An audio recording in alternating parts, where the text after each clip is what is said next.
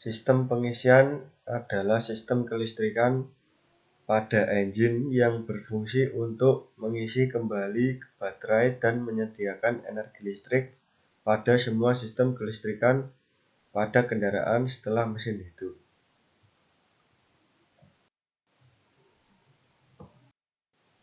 Baterai pada sistem pengisian berfungsi untuk memberikan energi listrik pada rotor yang ada pada alternator sehingga bisa menghasilkan medan magnet pada saat mesin belum hidup.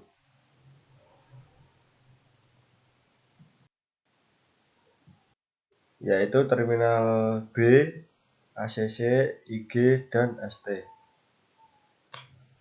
Untuk terminal B, pada kunci kontak terhubung langsung dengan terminal positif baterai. Yang kedua, terminal ACC. Pada kunci kontak terhubung dengan aksesoris yang ada di dalam mobil. Yang ketiga, ada terminal IG. Terhubung dengan terminal IG pada regulator dan terhubung dengan lampu pengisian. Kemudian terminal ST terhubung dengan sistem starter pada engine.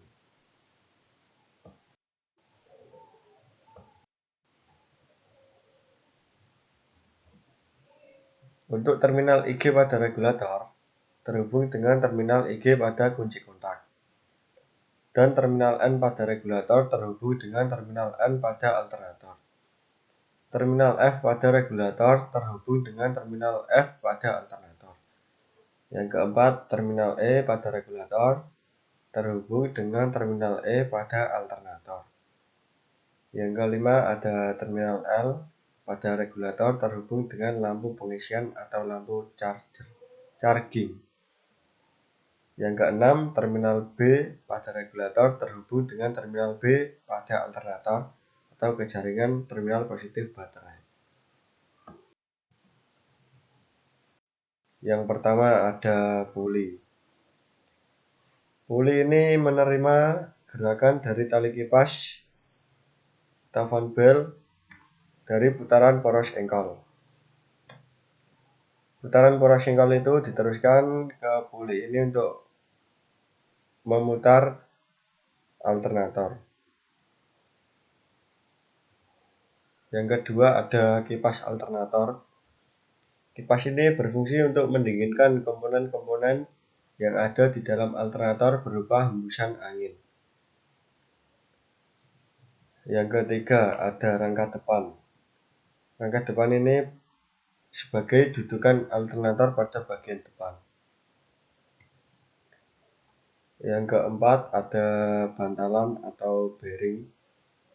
Berfungsi untuk mengurangi gesekan pada saat poros alternator berputar. Yang kelima ada rotor coil. Rotor coil ini berfungsi untuk menghasilkan medan magnet. Yang keenam ada stator coil atau kumparan stator. Stator ini berfungsi untuk menghasilkan arus AC atau arus bolak-balik akibat terjadinya perpotongan medan magnet pada saat rotor ini berputar dengan stator. Yang ketujuh ada sikat. Terdapat dua sikat, yaitu sikat positif dan sikat negatif. Untuk sikat positif terhubung dengan terminal F alternator dan berfungsi untuk meneruskan arus listrik dari terminal F ke kumparan rotor. Yang kedua ada sikat negatif. Sikat negatif ini terhubung dengan terminal E alternator dan berfungsi untuk mengalirkan arus listrik dari rotor coil ke massa. Kemudian ada rangkaian dioda. Terdapat 3 buah dioda positif dan 3 buah dioda negatif. Fungsi dioda pada alternator ini adalah mengarahkan arus yang dihasilkan oleh kumparan stator yang semula dihasilkan adalah arus AC menjadi arus searah atau DC untuk mengisi baterai. Kemudian ada pemegang sikat. Sebagai dudukan sikat dan dudukan terminal-terminal alternator. Kemudian ada rangkap belakang. Rangkap belakang ini berfungsi sebagai dudukan komponen alternator bagian belakang.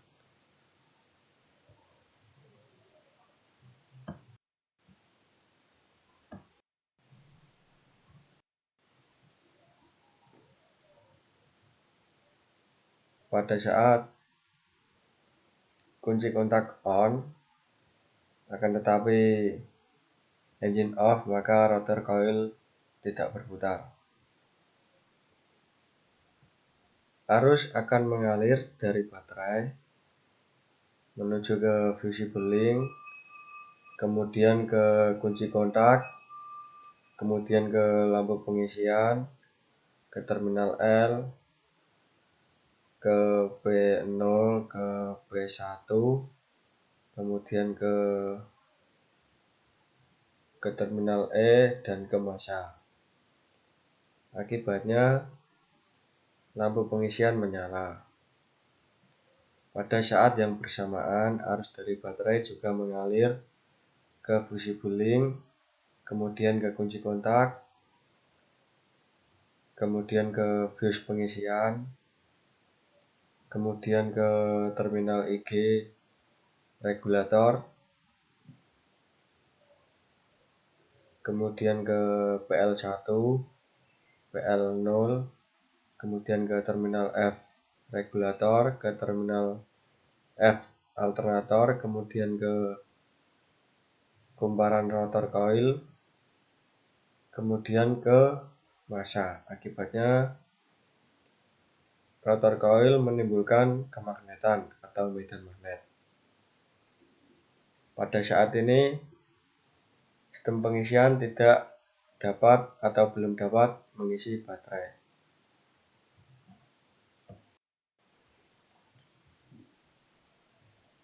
Pada saat mesin putaran rendah, artinya rotor coil sudah berputar.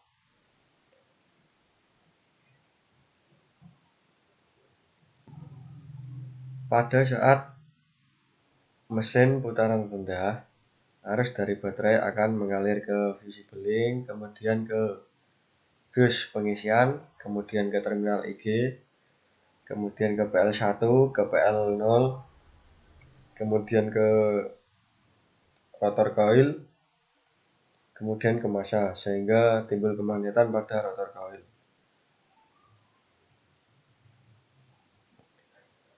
Setelah mesin hidup, rotor coil akan berputar dan terjadi perpotongan medan magnet antara rotor coil dengan stator coil. Stator coil akan menghasilkan arus AC dan kemudian akan disearahkan oleh dioda. Dan dari terminal B, alternator akan mengalirkan arus ke baterai untuk mengisi baterai. Untuk aliran arusnya ini dari terminal B alternator, kemudian untuk mengisi baterai, dan untuk kelistrikan pada mobil tersebut.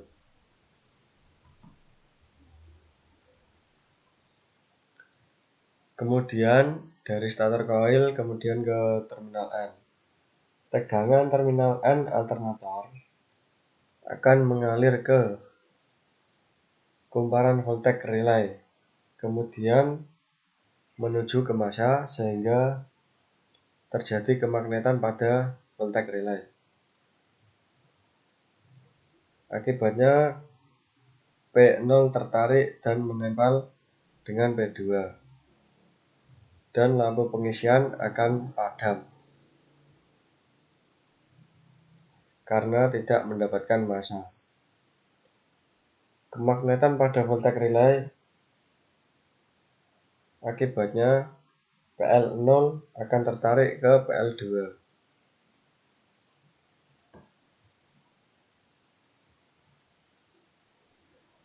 Output dari stator coil disalurkan ke dioda untuk disearahkan menjadi arus DC dan dari terminal B alternator akan mengalirkan arus ke baterai sehingga terjadi pengisian baterai. Arus dari terminal B alternator juga mengalir ke terminal B regulator, kemudian ke P2, kemudian ke P0, kemudian ke voltage regulator, kemudian ke massa. Akibatnya voltage regulator terjadi kemagnetan. Akan tetapi medan magnet yang dihasilkan oleh voltage regulator ini masih lemah sehingga kontak PL0 tetap menempel dengan PL1 karena tertarik oleh pegas. Karena pada saat ini engine pada putaran rendah, maka tegangan output alternator akan cenderung menjadi rendah. Bila tegangan yang dihasilkan oleh output alternator kurang dari 13,8 volt atau kurang dari tegangan standar, maka medan magnet pada rotor coil harus dikuatkan. Arus dari baterai melewati fusible link, kemudian ke fuse pengisian, kemudian ke terminal IG, kemudian ke PL1, PL0, kemudian ke rotor coil dan ke massa tanpa melewati resistor. Hal tersebut bertujuan agar medan magnet pada rotor coil menjadi kuat.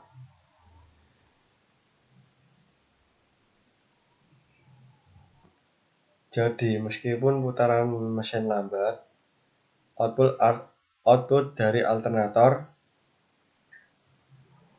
akan tetap cukup untuk mengisi baterai karena kemagnetan atau medan magnet pada rotor coil kuat.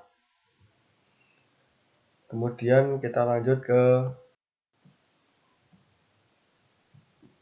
untuk pada saat engine putaran sedang, arus dari baterai akan mengalir ke fusible link, kemudian ke kunci kontak, ke fuse pengisian, ke terminal IG, kemudian ke resistor, kemudian ke rotor coil atau kumparan rotor, kemudian ke massa. Akibatnya terjadi kemagnetan pada rotor coil. Pada saat putaran sedang, maka tegangan output alternator di terminal B juga akan ikut naik lebih dari 13,8 volt atau di antara 13,8 sampai 14,8 volt.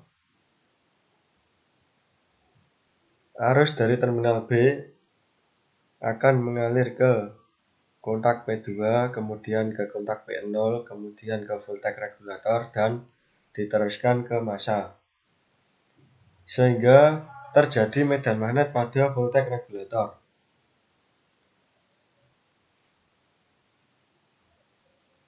Kemagnetan pada voltage regulator juga akan semakin kuat. Akan tetapi masih dapat diimbangi oleh pegas yang menarik kontak PL0. Efek yang ditimbulkan dari kumparan voltage regulator yang menguat ini adalah PL0 mengambang karena tertarik oleh kemagnetan voltage regulator dan tertarik oleh pegas. Akibatnya arus dari terminal B alternator yang mengalir ke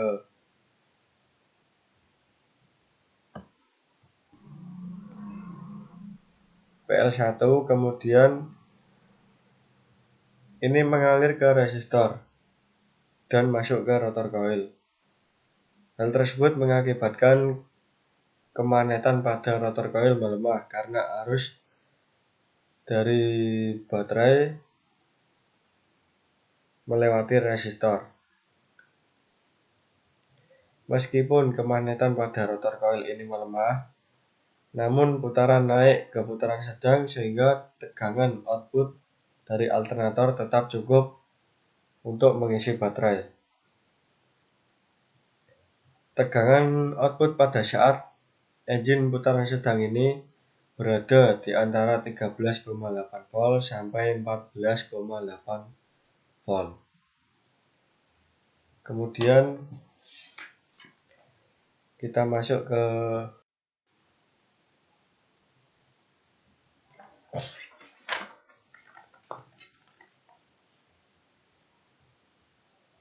apabila putaran mesin naik atau menjadi putaran tinggi, maka tegangan output dari terminal B alternator akan cenderung menjadi lebih tinggi. Yang awalnya pada putaran sedang berada pada 13,8 volt sampai 14,0 volt ini menjadi naik. Hal tersebut mengakibatkan tegangan tersebut melebihi 14,8 volt.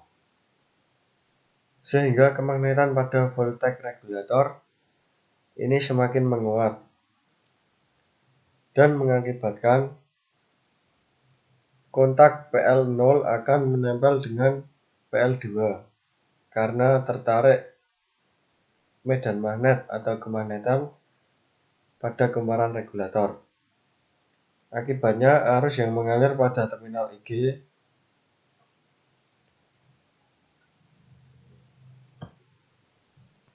akan mengalir ke PL2 kemudian ke massa.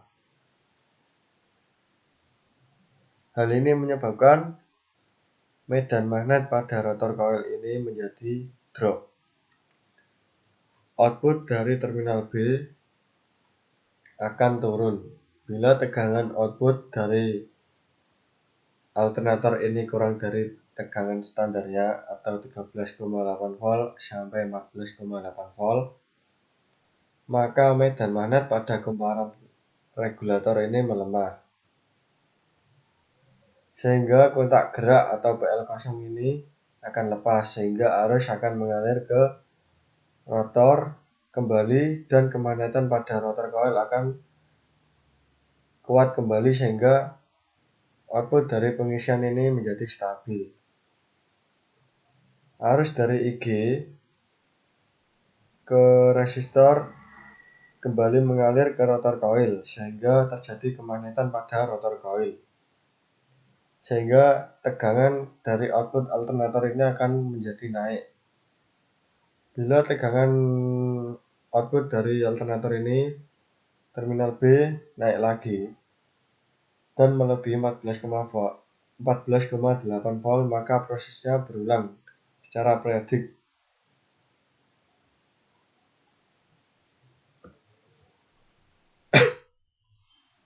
PL0 akan lepas dan menempel dengan PL2 secara periodik sehingga output alternator ini akan menjadi stabil, yaitu di antara 13,8 volt sampai 14,8 volt. Demikian penjelasan dari saya. Apabila ada kesalahan mohon dimaafkan. Terima kasih. Wassalamualaikum warahmatullahi wabarakatuh.